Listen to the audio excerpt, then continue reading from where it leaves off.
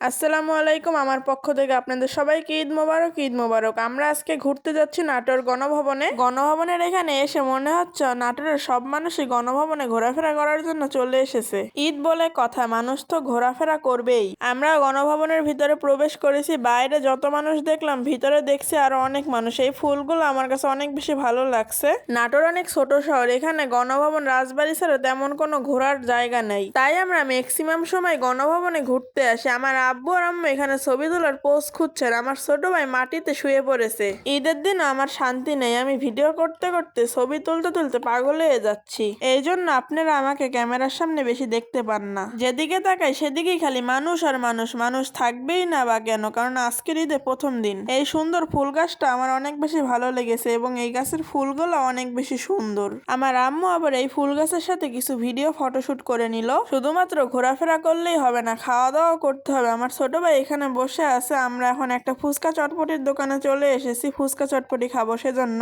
আমি আর আমার ছোট ভাই হালিম নিয়েছি, আমার আম্মু একা ফুচকা নিয়েছে। ঈদের প্রথম দিনের ভিডিও আজকে এ পর্যন্তই। সবাই ভালো থাকবেন, সুস্থ থাকবেন। আসসালামু আলাইকুম।